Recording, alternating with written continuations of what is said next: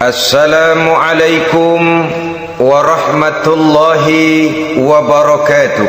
Waalaikumsalam warahmatullahi wabarakatuh.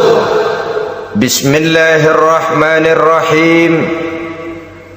Alhamdulillahi rabbil alamin. Wal aqibatu lil muttaqin. Wala udwana illa 'alal zalimin. Wassalatu wassalamu ala ashrafil anbiya'i wal mursalin Sayyidina wa maulana Muhammadin wa ala alihi wa ashabihil mujahidin at-tahirin. Amma ba'du. Saudara-saudara kaum muslimin rahimakumullah, salah satu kelebihan makhluk bernama manusia, yaitu bahwa Allah subhanahu wa ta'ala menghiasi hidup manusia ini dengan syahwat, atau yang lazimnya kita sebut sebagai hawa nafsu.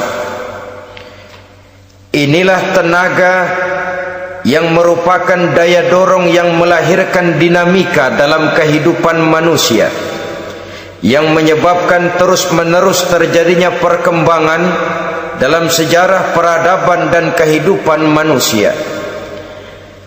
Hawa nafsu bisa melambungkan seseorang kepada puncak kejayaan, dan hawa nafsu dapat menenggelamkan seseorang ke dasar jurang kehancuran yang paling dalam. Pada surah Ali Imran ayat 14, Allah subhanahu wa ta'ala berfirman, A'udzu billahi minasyaitonir rajim. Zuyyina lin-nasi hubbus syahawati minan nisa'i wal banin wal qanatiril muqantarati minadh dhahabi wal fiddah wal khailil musawwamati wal an'ami wal harth. Dzalika mata'ul hayatid dunya wallahu indahu husnul ma'ab. Mari kita perhatikan ayat ini lebih dekat lagi. Allah subhanahu wa ta'ala menjelaskan, Zuyyina linnasi hubbus syahawat. Makhluk manusia itu dihiasi dengan hawa nafsu. Dengan kata lain, hawa nafsu adalah perhiasan. Manusia tanpa hawa nafsu sama saja dengan orang yang tidak berhias, monoton, tidak mempunyai perkembangan dalam gerak kehidupannya. Tetapi kalau hawa nafsu adalah perhiasan, maka jika kita berbicara soal perhiasan, ada dua hal yang harus menjadi catatan pokok. Pertama, kapan satu perhiasan boleh kita pakai? Yang kedua, di mana perhiasan itu harus kita pakai? Kalau saudara berdandan rapi, pakai sepatu dengan kaos kaki, celana, jas, pakai dasi segala macam, tapi itu saudara lakukan pada saat saudara akan pergi ke WC, maka saudara sudah memakai perhiasan tidak pada waktu yang tepat.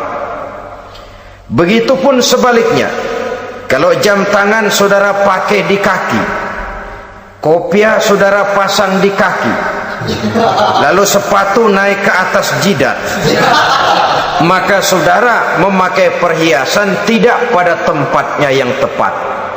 Demikian juga sifat yang bernama nafsu.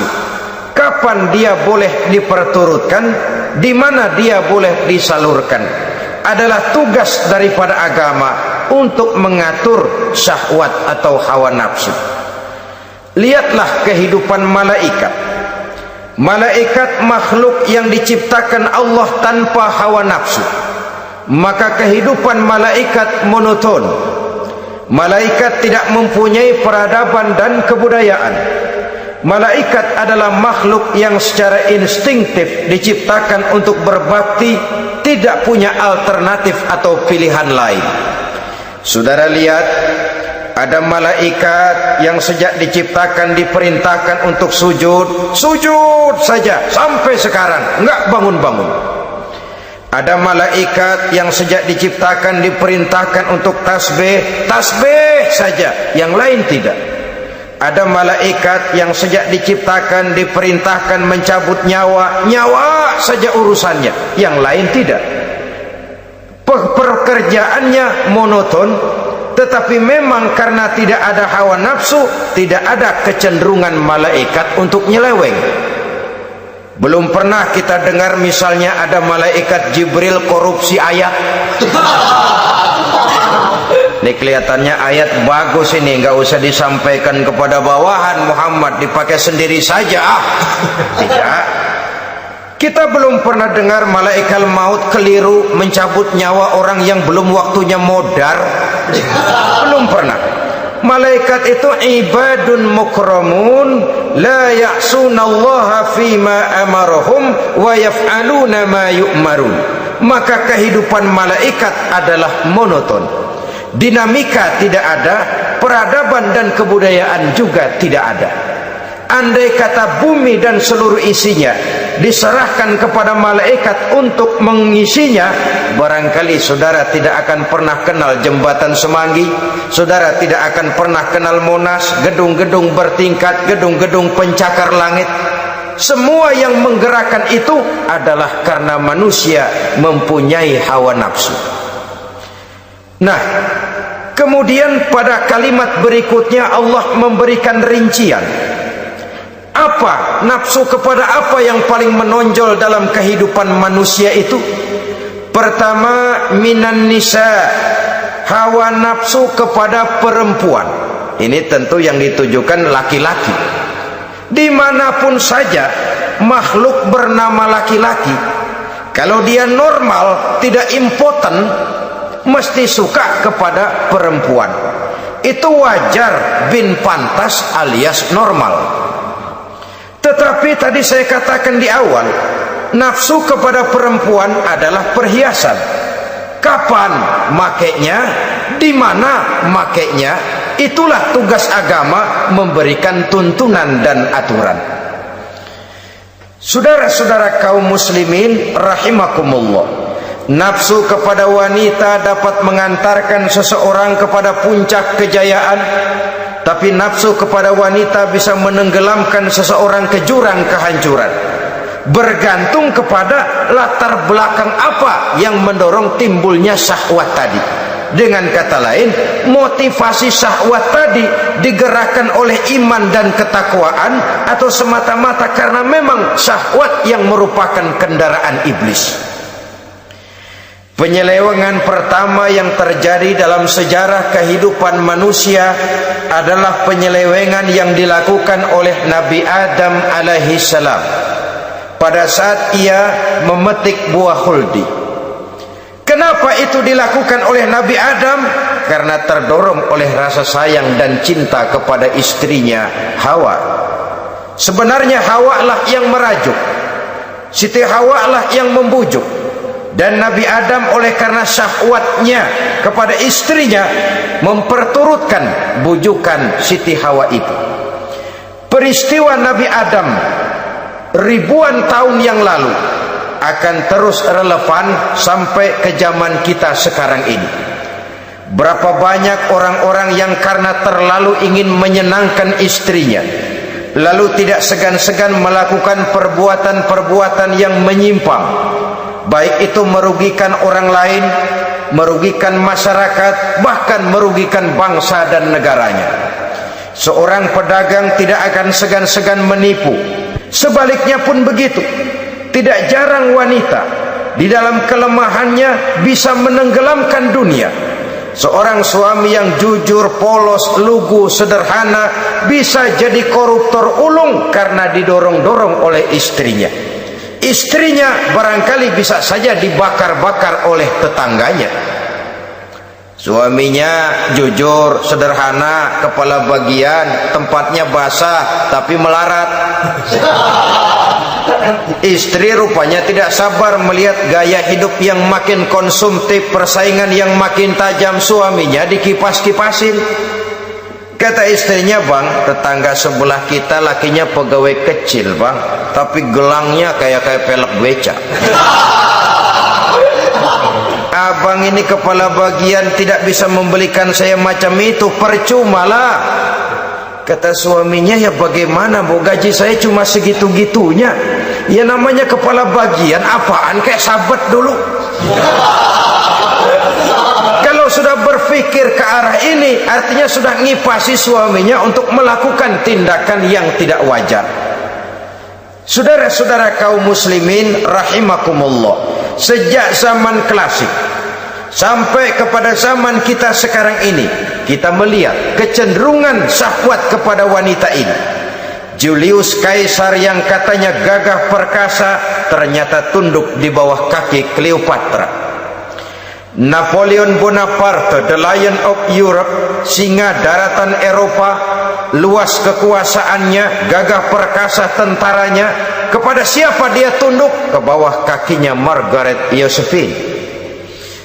Demikianlah di zaman kita sekarang, kita melihat di Jepang betapa Perdana Menteri Uno didesak mengundurkan diri dari jabatan Perdana Menterinya oleh karena terlibat skandal dengan geisha. Kita juga melihat di Amerika betapa Senator Gary Hart dari Partai Demokrat yang masih muda, jenius, diharapkan masa depan Amerika lahir dari tangannya, terpaksa mengundurkan diri dari calon presiden oleh karena terlibat skandal dengan Donna Rice. Kita juga menyaksikan betapa parlemen dan kabinet di Inggris sempat geger oleh karena skandal Pamela Bordes, pelacur kelas kakap yang melanglang buana mencari sasaran-sasaran kakap. Ini adalah kisah kejatuhan yang diakibatkan oleh hubbus syahawat minan nisa. Oleh karenanya benar jika Nabi kita menyatakan an-nisa'u imadul bilad, wanita adalah tiang negara. Jikalau baik wanita, baik negara. Jikalau rusak wanita, hancur negara. Kalau syahwat kepada wanita cuma semata-mata karena syahwat, maka seorang laki-laki akan memandang wanita cuma sekedar alat pemuas hawa nafsu. Nilainya rendah. Sedangkan agama kita mengajarkan ma akraman nisaa illa karimun wa ma ahanan nisaa illa laimun, kata Nabi. Tidak akan menghormati kaum wanita kecuali orang-orang yang terhormat, dan tidak akan merendahkan derajat kaum wanita kecuali memang orang-orang yang rendah moralnya. Dengan kata lain, apabila syahwat minan nisa ini dilandasi dengan semangat iman dan ketakwaan, maka kehidupan Rasulullah sallallahu alaihi wasallam sungguh menjadi figur dan contoh dalam kehidupan kita. Perkawinannya bukan karena wajah yang cantik semata-mata, tapi lebih merupakan nilai ibadah kepada Allah Subhanahu wa taala. Dengan demikian, kecenderungan kepada hubbus syahawat minan nisa dikontrol oleh nilai iman. Barometernya, tolok ukurnya adalah iman. Di zaman sekarang banyak kasus kawin campur yang pada akhirnya akan membingungkan kita sendiri. Padahal Al-Quran secara jelas dan tegas memberikan bimbingan. Orang itu kalau sudah, kata Imam Syafi'i, wa ainur ridha an kulli aibin kalilatun kama anna aina suhti tubdil masawiya. Mata kalau dibalut cinta dia buta terhadap nista, tapi mata kalau dibalut benci hanya melihat yang keji-keji saja. Biasanya cinta kepada wanita memang bisa menimbulkan dorongan yang positif, tapi juga bisa membuat seseorang buta sama sekali. Dorongan yang positif paling kurang dari segi penampilan. Coba lihat lelaki kalau lagi demen perempuan, lenjeh banget kan. Sisiran rambutnya rapi, teriskaan bajunya lancip, sepatunya mengkilat, kantong celananya tebel, perkara anduk isinya bukan soal. yang penting kan gaya. Lalu dinamis, kreativitasnya ada saja timbul. Tapi pada sisi lain, jikalau orang sudah kehilangan pertimbangan, juga kadang-kadang tidak segan-segan mengorbankan akidah, mengorbankan nilai-nilai iman. Padahal ini taruhan utama, sampai Quran dengan tegas memberikan peringatan. Wala ammatun mu'minatun khairun min musyrikatin walau a'jabatkum. Perempuan budak yang hitam legam kalau beriman itu lebih baik untuk dinikahi daripada wanita cantik kulit kuning langsat tapi musyrik. Lebih baik budak yang hitam legam beriman daripada wanita cantik berkulit kuning langsat berhati bangsat. Tapi kita kadang kehilangan pertimbangan karena agama, karena cinta agama digadaikan, karena cinta akidah terjual, karena cinta keyakinan jadi korban. Ini semua penyakit yang datang dari hubbus syahawat minan nisa, kecenderungan mengumbar nafsu kepada perempuan. Ini memang perhiasan, tapi bisa juga jadi bumerang dalam kehidupan manusia. Berapa banyak penyelewengan terjadi karena pengaruh wanita yang tidak bisa jadi bisa. Ini pengaruh di dalam kehidupan memang sedemikian besarnya, sehingga saudara-saudara kaum muslimin, inilah yang perlu dikendalikan dalam kehidupan, kapan dan di mana. Kalau nafsu adalah perhiasan, kapan dan di mana perhiasan itu harus kita pakai, di mana dia harus kita tempatkan. Begitu juga yang menyangkut soal perempuan. Kapan? Ya kapan? Tentu kalau sudah nikah. Di mana? Yang jelas bukan di depan umum.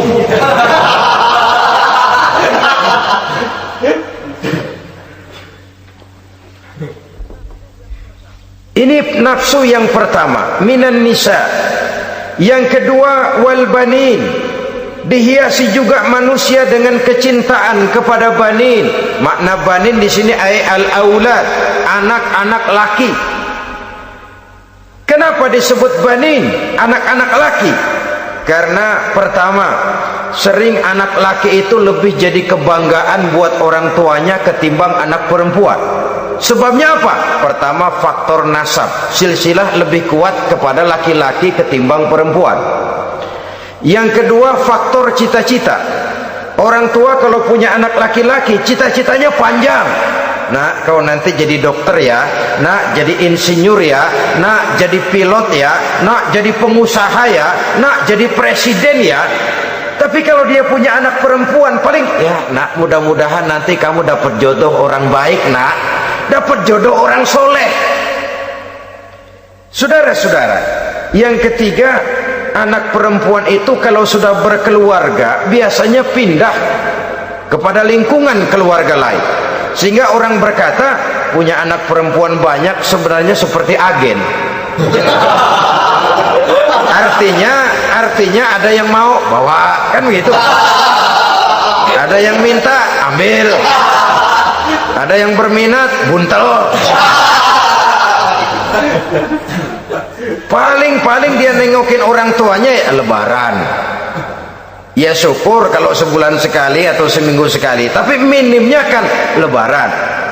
Dengan demikian dari garis nasab ini lebih kuat al-banin ketimbang al-banat.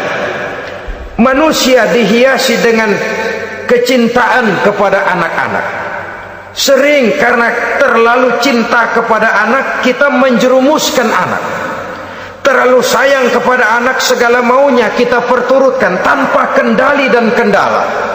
Akhirnya sifat yang demikian itu malah mendorong anak untuk manja, tidak percaya kepada kemampuan yang dimilikinya, selalu mengandalkan kepada kebesaran, kemampuan daripada orang-orang yang dibanggakannya itu. dan dalam kondisi demikian kedewasaan dan tanggung jawabnya akan lambat berkembang.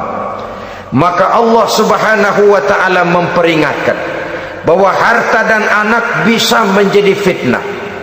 Dalam ayat lain Allah juga memperingatkan, ya ayyuhalladzina amanu la tulhikum amwalukum wa auladukum an dzikrillah. Wahai orang-orang yang beriman, jangan sampai hartamu dan anak-anakmu memalingkan kamu daripada mengingat Allah. Jangan sampai kesibukanmu kepada anak dan harta benda menyebabkan kamu sampai lupa mengingat Allah Subhanahu wa ta'ala. Berapa banyak manusia yang tenggelam dengan melupakan Allah, jauh dari agama, jauh dari tuntunan syariat, oleh karena disibukkan oleh persoalan anak dan persoalan harta benda.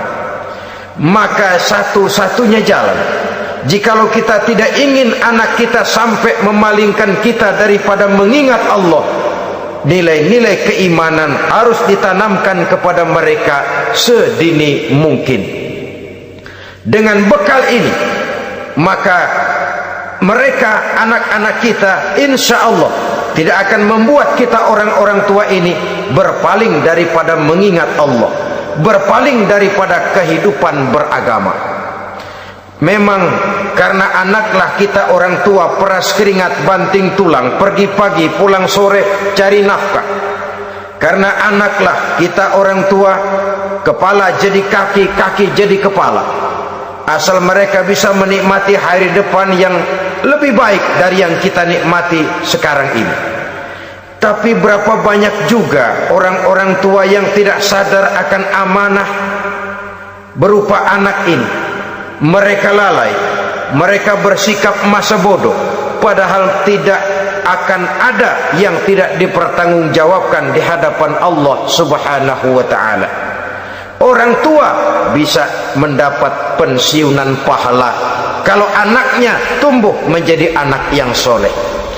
Tetapi orang tua pun bisa saja masuk neraka karena anaknya menjadi anak yang kurang ajar dan orang tuanya sama sekali tidak pernah memberikan pendidikan yang sebagaimana mestinya. Saudara-saudara kaum muslimin rahimakumullah, kita tentu berharap memperoleh pensiunan pahala dan bukan mendapat tambahan dosa dari kekurang ajaran anak-anak kita akibat kita sebagai orang tuanya tidak pernah mau mendidik mereka. Dalam hadis ada diriwayatkan, ada anak kurang ajar, sembahyang tidak, puasa ibadah tidak, kenal Allah tidak, beriman pun tidak, dosa kelewat banyak, kejahatan berkarat. Di akhirat nanti disidang dia, ditanya, kamu kenal siapa Tuhanmu? Tidak. Kamu tahu siapa nabimu? Tidak. Kitab sucimu apa? Tidak tahu. Kiblatmu di mana? Tidak ada. Kamu sholat? Tidak pernah. Kamu puasa? Tidak pernah. Wah, kalau begitu kamu rusak sekali, kamu neraka. Anak ini mengajukan protes. Saya menuntut keadilan. Benar saya tidak kenal siapa Tuhan saya. Saya tidak tahu apa kitab suci saya. Saya tidak pernah mendirikan sholat, tidak pernah melaksanakan puasa. Pendeknya tidak ibadah dan tidak iman. Tapi semua itu terjadi sebab-sebabnya tidak lain karena orang tua saya tidak pernah mendidik dan mengajarkan saya. Orang tua saya tidak pernah mengarahkan saya ke jalan itu. Sampailah saya seperti keadaan yang sekarang ini. Orang tua saya enak-enakan ngaji, saya teler diantepin aja. Orang tua saya memegang kitab, saya megang botol. Dia tahu, dia diam saja. Dia tahu dan dia tidak memberikan peringatan. Karena orang tua saya lah, maka saya jadi seperti sekarang ini. Kalau saya harus masuk ke dalam neraka, saya menuntut keadilan agar orang tua saya juga ikut bersama saya gabung ke dalam neraka. Orang tuanya yang baik-baik dipanggil, Sudah mau berangkat ke surga nih orang tua, dipanggil, "Ntar dulu mas, ini dulu." Mau kemana, gancang banget. Surga pak, nanti dulu urusan belum beres. Ini benar anakmu ini? Dilihat anaknya, iya anak saya ini. Waktu di dunia nggak pernah diajarin ngaji, nggak pernah. Sampai dia nggak kenal Tuhannya, nggak kenal nabinya, nggak kenal kiblatnya, nggak kenal kitabnya. Iya. Dia sembahyang, kamu dia nggak sholat, kamu diemin aja. Iya kali. Kenapa pakai kali? Yang benar ngomong. Ramadan dia nggak puasa, kamu nggak tegur, kamu diam saja. Iya. Wah, kamu nggak tanggung jawab. Kamu tahu anak itu adalah amanah. Menyia-nyiakan amanah adalah khianat. Khianat adalah dosa besar. Jadi bagaimana saya? Ya kamu gabung sama anakmu, join ke neraka berdua bareng. Lantaran kamu tidak mau mendidik mereka, anak-anakmu, maka jadilah anak-anakmu seperti sekarang ini. Saudara-saudara kaum muslimin rahimakumullah. Sebaliknya, jikalau anak-anak kita yang kita cintai ini, yang merupakan buah hati belahan jantung, tumbuh dan berkembang menjadi anak-anak yang soleh, yang bermanfaat bagi masyarakatnya, bagi agama, bangsa dan negaranya, kita orang tuanya bolehlah tentram menerima pensiunan pahala. Menerima pensiunan pahala dari kesolehan anak yang ditinggalkannya. Alangkah nikmatnya mendapat pensiunan pahala. Terbaring kita di bawah pohon kemboja, nilai kebaikan kita dikenal orang, nama kita akan tetap hidup. Oleh karena kita meninggalkan anak-anak yang tumbuh menjadi generasi yang soleh, bukan anak yang salah. Oleh karenanya, kecintaan kepada anak jangan sampai membuat kita lalai dari mengarahkan mereka kepada kehidupan beragama. Di zaman sekarang ini, kecenderungan kita mengarahkan anak pun sudah kepada kecenderungan yang berbau materialistis. Maka yang ramai bagaimana anak bisa mengejar program MBA, Master of Business Administration, supaya keluar bisa jadi manajer. Bagaimana anak lalu kursus komputer, supaya keluar menjadi tenaga yang canggih di bidang komputer. Ya, kalau dia perempuan cantik, bagaimana dia bisa masuk Akademi Sekretaris and Management supaya bisa jadi sekretaris? Atau bagaimana dia bisa masuk sekolah nyanyi supaya nanti jadi penyanyi dengan tarik suara, uang lalu mengalir ke dalam kocek jutaan nilainya. Maka yang ramai pun hal-hal yang semacam itu.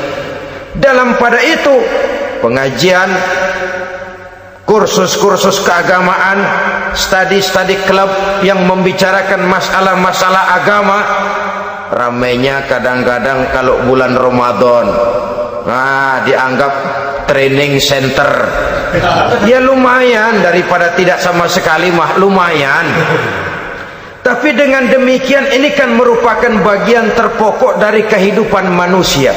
Alangkah idealnya jika dia mengantongi gelar MBA, Master of Business Administration, tapi punya nilai iman yang tangguh, ahli komputer tapi punya keyakinan beragama yang mantap.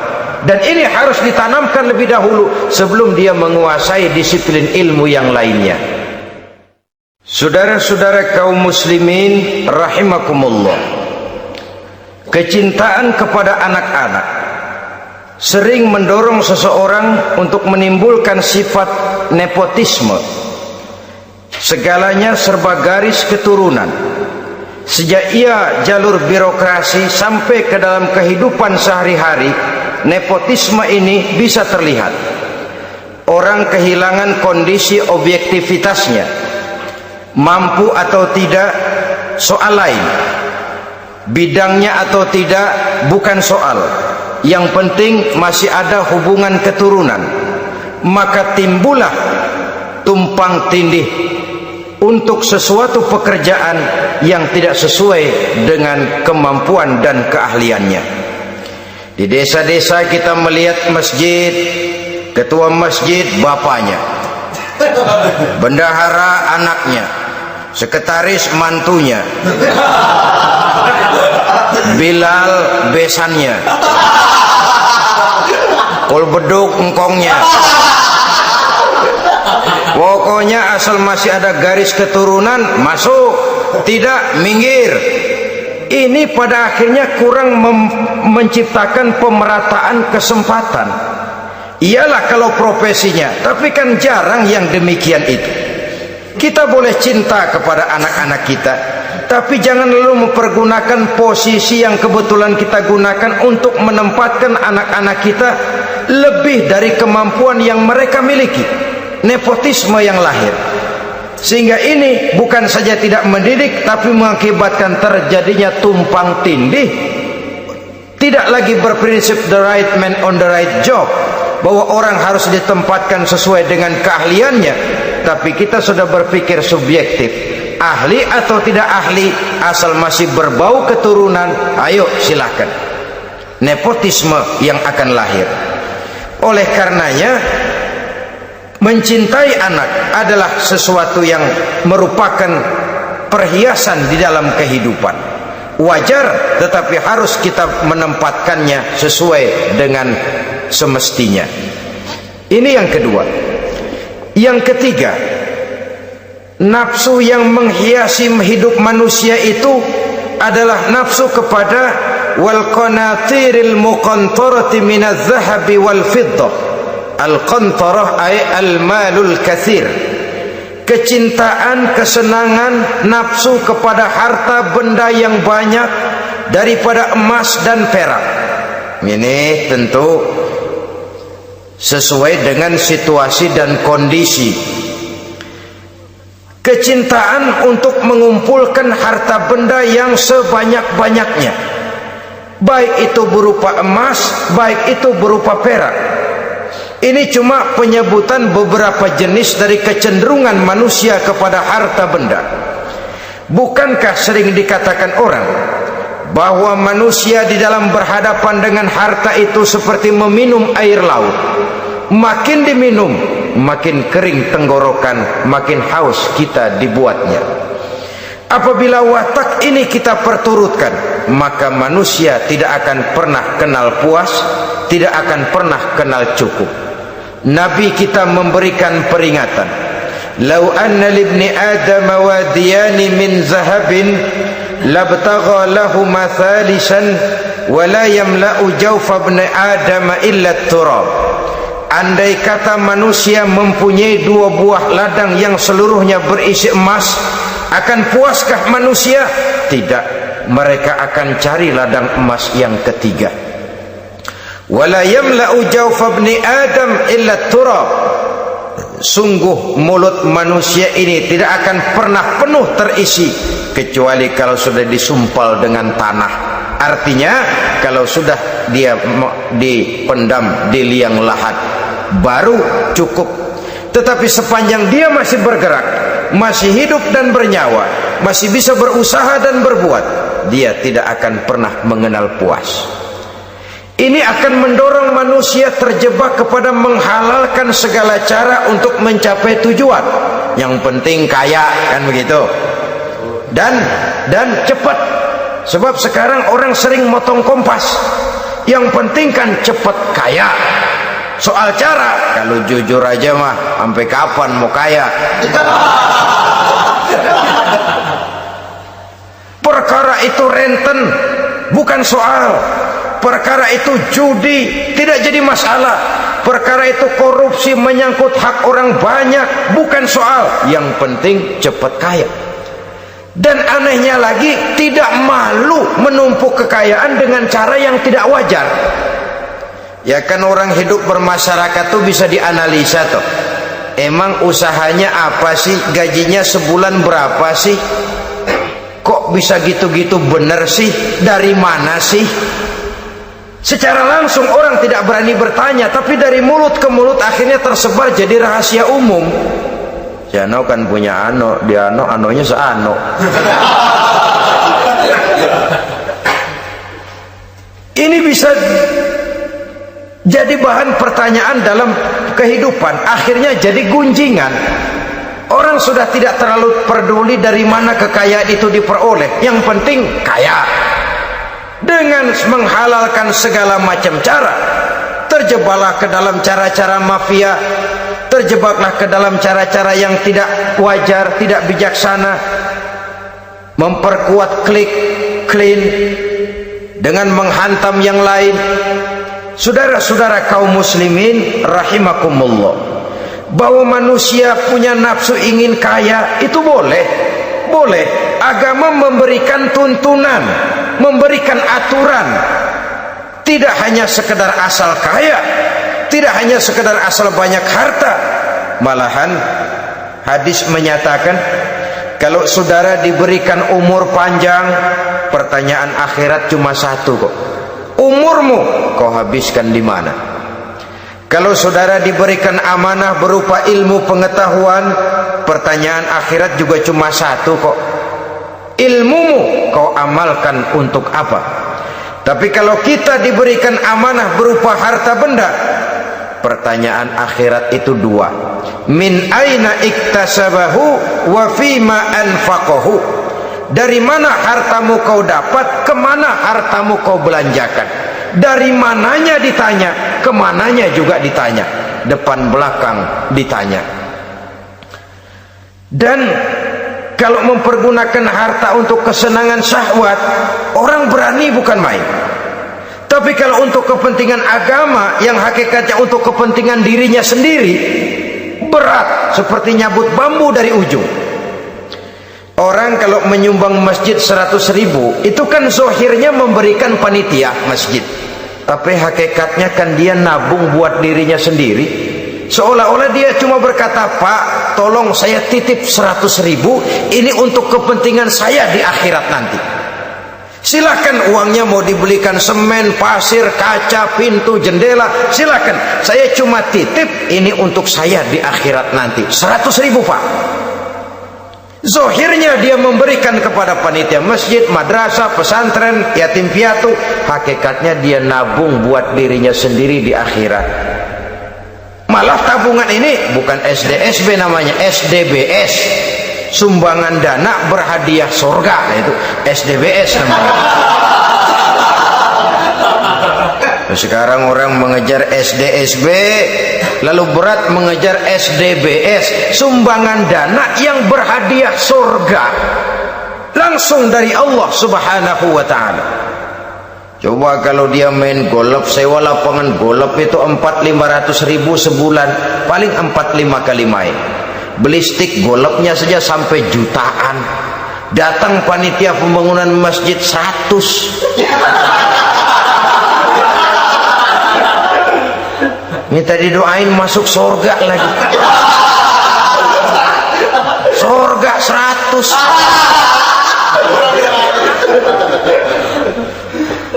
Saudara-saudara kaum muslimin rahimakumullah, kecintaan kepada harta benda yang banyak, baik berupa emas, berupa perak, mendorong orang untuk berlomba-lomba yang Allah peringatkan dalam Al-Quran, alhaakumut takatsur hatta zurtumul maqabir. Kamu telah lalai akibat kamu berlomba-lomba memperbanyak materi dunia. Hatta zurtumul maqabir, sampai kamu dekat masuk ke liang kubur, baru rupanya sadar bahwa perlombaan ini tidak akan pernah sampai ke garis finish. Betapapun jauhnya rally Paris-Dakar, garis finishnya ada. Betapapun hebatnya medan yang ditempuh, buasnya gurun pasir Afrika, garis finishnya pasti ada. Itu kan rally yang terbuas di dunia katanya, Paris-Dakar, tapi garis finishnya ada. Namun jikalau kita berlomba memperbanyak harta, kita tidak akan pernah sampai ke garis finish. Yang kecil-kecilan aja dah. Kalau orang ditanya, kamu kenapa sih belum mau sembahyang? Ya bagaimana mau sembahyang Pak, tinggal di Jakarta masih kontrak. Saban habis tahun diubur-ubur yang punya rumah. Kalau punya rumah sendiri walaupun kecil-kecilan saya mau ibadah Pak. Ya diberikan rezeki oleh Allah bisa bikin rumah walaupun kecil-kecilan, belum juga mau sembahyang. Kok belum juga sembahyang? Iya Pak, rumah emang udah punya sendiri, cuman kecil Pak, atasnya atap, kalau hujan aja bocor.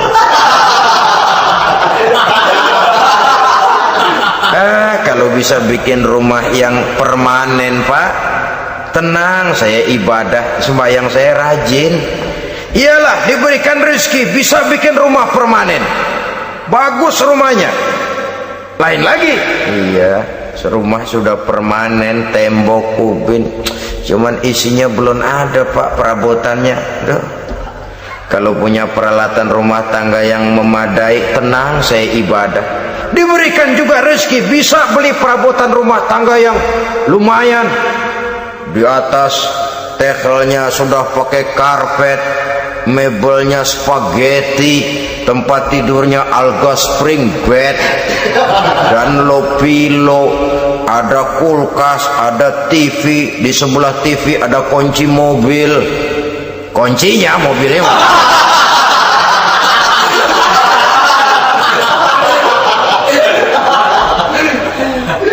Bagaimana? Sekarang sudah cukup perabotan? Perabotan sudah ada Pak, cuman kendaraan belum punya ini. Kemana-mana masih ngukur jalanan aja. Kalau punya kendaraan enak, kemana-mana cepet Pak, mau ke masjid juga getap dah, rajin.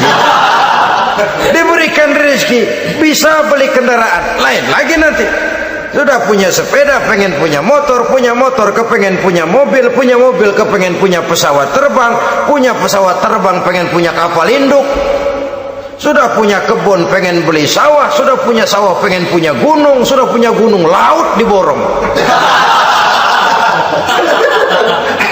Perlombaan materi tidak akan pernah membawa kita ke garis finish, karena sifatnya sangat abstrak, bahkan akan mendorong kita seperti gurita, cenderung kepada penyakit tamak bin rakus alias serakah.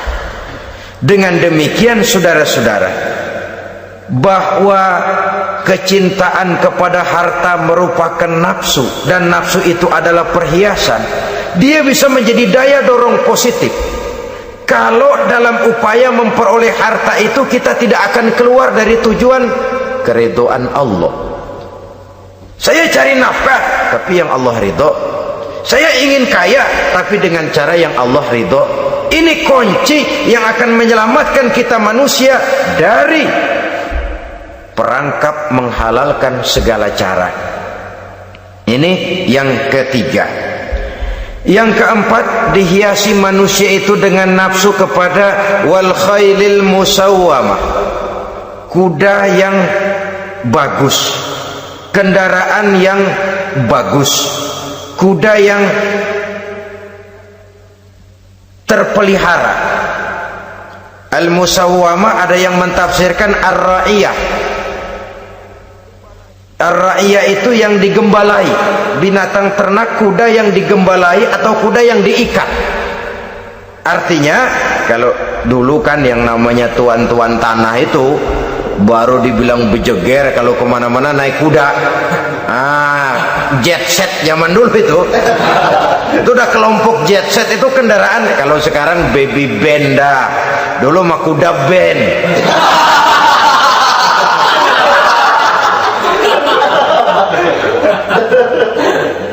Manusia punya kecenderungan suka kepada kendaraan, apalagi di zaman sekarang ini. Wah, iklan-iklan itu kan sangat menggoda kita, melayani segala macam bentuk penjualan. Nah, ini lalu terangsang biar duit cekak. Kalau udah ngebaca itu, wah berani banget dah. Tahu duit nggak mungkin cukup, tapi begitu baca melayani segala macam bentuk penjualan dengan fasilitas ringan. Nah, jadi dah. Jadi juga punya mobil, jadi dah. Perkara utang itu bakal nyekek leher, bukan soal. kasihan saudara-saudara kita di daerah-daerah yang terjebak kepada iklan-iklan merangsang yang akhirnya di luar kemampuan, sehingga terjebak pada saat dia harus mengembalikan kredit dia tidak mampu, barang disita, uang hangus, nyengir deh. Bekipas sembari tahlil. Habis arang besi binasa. Bahwa kita menginginkan kendaraan yang serba baik, silahkan.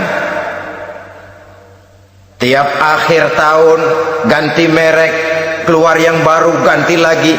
Itu kalau orang yang mampu. Buat kita yang tidak mampu, kenapa tidak bersyukur melihat yang lebih rendah di bawah kita? Alhamdulillah kita punya mobil, tangga kita cuman punya motor. Yang punya motor syukur, kita punya motor bisa rada cepetan. Tangga sebelah punya sepeda, mana-mana kekejek mulu. Yang punya sepeda alhamdulillah punya sepeda, tangga sebelah kemana-mana jalan kaki. Yang jalan kaki syukur masih bisa jalan, teman sebelah lumpuh bertahun-tahun gak. Yang lumpuh alhamdulillah masih hidup, tangga sebelah kemarin out nggak balik lagi. Saudara-saudara, saya pikir menengok ke atas itu perlu supaya ada rangsangan kita untuk maju, tapi menengok ke bawah pun juga lebih perlu agar kita mensyukuri yang ada dan tidak suudzon, tidak buruk sangka kepada Allah. Apa yang diberikan Allah kepada kita sekarang ini, itulah yang terbaik menurut Allah untuk kita. Saudara-saudara kaum muslimin rahimakumullah, dahulu ada seorang pemuda, matanya buta. Dia mengeluh, ya Allah, kenapa saya dilahirkan dalam keadaan buta? Apa dosa saya? Apa salah saya? Andai kata saya tidak buta, saya melihat keindahan alam ini, saya lebih akan bersyukur kepadamu ya Allah. Nah sudah, dia berburuk sangka kepada Allah. Satu hari ini Raja Baduy di pedalaman mengerahkan tentaranya menculik anak-anak muda. Ini Raja Baduy ini kanibal, artinya suka makan daging manusia. Anak-anak muda ini diculik. Yang masih muda-muda ya, kalau kambing muda itu kan di sop rada sedap. Rupanya ini raja kanibal ini begitu. Anak-anak muda termasuk ya pemuda yang buta tadi itu kena culik. Ya sudah diculik, dirawatlah di istana raja ini, diberikan pakaian bagus, dikasih makan serba enak. Sebab apa? Supaya badannya gemuk. Setelah gemuk nanti dipotong di sop legit. Sudah, kerjanya cuma makan tidur, fasilitas nikmat, tidur enak. Ya, udah giliran dapat 1 bulan 2 bulan kemudian, ketika mau diambil anak-anak muda ini, raja sendiri yang milih mana yang disop duluan nih. Sampai giliran anak muda yang buta ini, raja geleng kepala. Yang begini mau buta dagingnya nggak enak.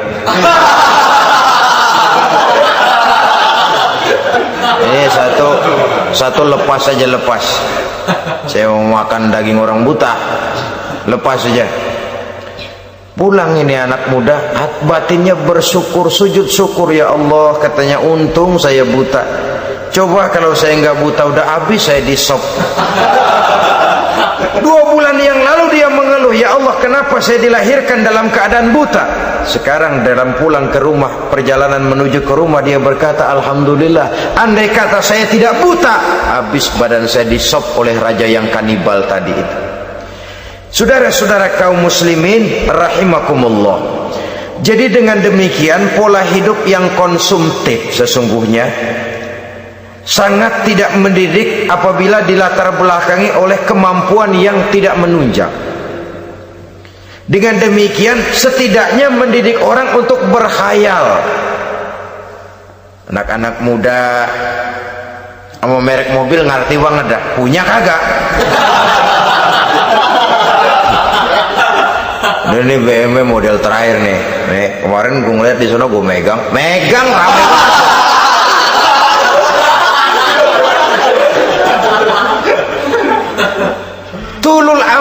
ini kalau tidak diimbangi dengan saluran yang positif, dia akan terjebak kepada penyakit tulul amal, panjang angan-angan. Baiklah ya, wal khailil musawwamah. Yang keempat, yang kelima maksud saya, wal an'am, cinta kepada binatang ternak. Manusia ini kan punya kecenderungan macam-macam. Setelah rumahnya bagus, hartanya banyak, kendaraannya cukup, ingin beternak, jadilah peternak. Ini kecenderungan manusia, wajar saja sepanjang didapat dan dilakukan dengan cara-cara yang wajar. Wal hars, dan tumbuh-tumbuhan, bertani, bersawah, berladang, itu merupakan kecenderungan daripada manusia. Keseluruhan itu, kata Allah, kecintaan kepada wanita, kepada anak, kepada harta benda, kepada kendaraan, kepada binatang ternak, kepada tumbuh-tumbuhan, zalika, semua itu mata'ul hayatid dunya, merupakan kesenangan hidup dunia. Berapa lama kesenangan hidup dunia? Sebentar, seumur manusia. Seumur manusia. Bahkan kadang-kadang pada saat dia masih hidup pun orang tidak sepenuhnya sempat menikmati kesenangan hidup dunia.